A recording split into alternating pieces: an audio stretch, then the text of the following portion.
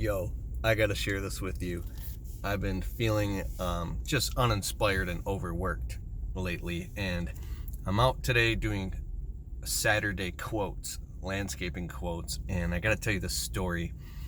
My last quote of the day, and right now I'm pulling up to a family party straight from work here.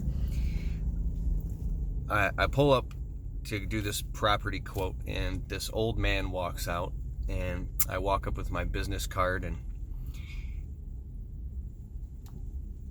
I was trying to get a hold. I couldn't get a hold of anybody, but I'm here now. Is that okay? I'm here to give you a quote.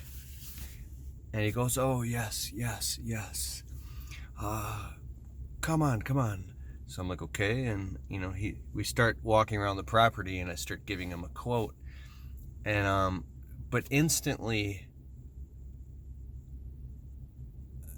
next thing you know, we're talking, and like we've known each other in complete trust, and he's telling me a story of when he was 10 years old, and this man is 82, and he's telling me, when I was 10 years old, there was a field behind my friend's house, and there was a bunch of overgrown weeds and bushes, right?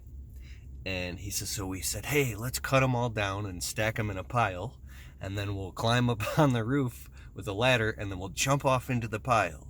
Seems like it would be fun, right? And he said that, so he did it once, he did it twice, it was fun, and he said, well, this time I'm going to run, but I'm going to spin around and jump backwards and land on my back, right? He goes, so I did it, and I missed the pile.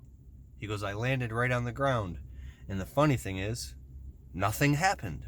I just literally, he's like, imagine jumping off of the roof of your house and landing on your back and getting up fine. He says the thing, I was so relaxed because I plan on, landing in the pile, that my body just absorbed. It was perfect, like somehow. And then he just started telling me these stories, and you know how you kind of look at your watch, you got to go, right? This is my last quote. There was something so magical about this old man that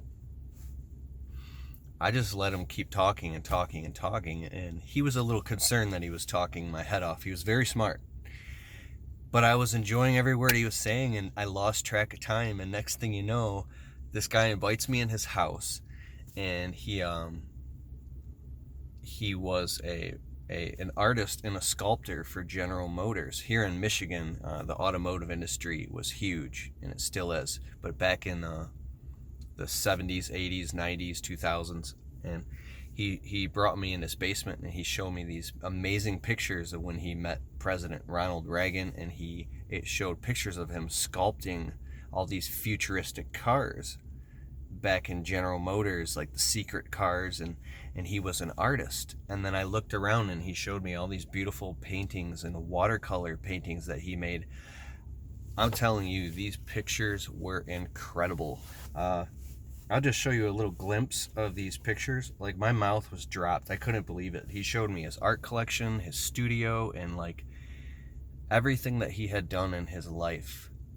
It was so inspiring. I had goosebumps. And that this man had gotten married and had a family and built an entire life and a career and had touched so many people and had made all these amazing works of art.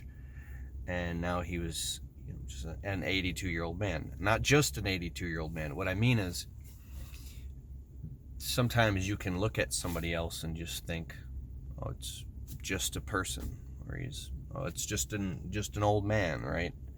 But I related to him on such a deep level that it was spiritual. I had this vision of myself being an old man one day, and what I saw was he lived such a great life that I didn't see any regret in his eyes. And I started thinking about, think about your life. Think about how are you going to live your life, because, luckily if you make it to 82, you don't have your youth and agility where you can just jump up and go do anything at any time. Things have probably slowed down a lot, and I'll just show you a glimpse. Can you see that? I mean, that's just one of many unbelievable paintings. And I realized that everybody has a gift. And he said, well, this is the one thing he said, and I'll end the video and I gotta go. He said, what did you want to do when you were 10 years old? Well, that's when you become an adult, you find a way to end up doing that. I was like, he's like, when he was 10, he loved making art, and he became an artist, right? When I was 10, I loved climbing trees. I loved nature. I loved being in the woods. And I also loved cameras, and I loved being on camera. And I was always finding a way to take pictures or say, videotape me. And that's what I do now. What do you do? What did you love doing when you were 10 years old? But let me know in the comments below. And then find a way to become inspired and do those things. Because one day, when the clock runs out, will you have regret? Love the people that are close to you, because one day they won't be here. He said one more thing. He goes on. I said, can I ask you a question? I said, you're 82 now. And what does it feel like? He goes, well, I told him that I worry a lot. And he says, well, you can't do anything about it, so why worry about it? You just live your life. I love people so much.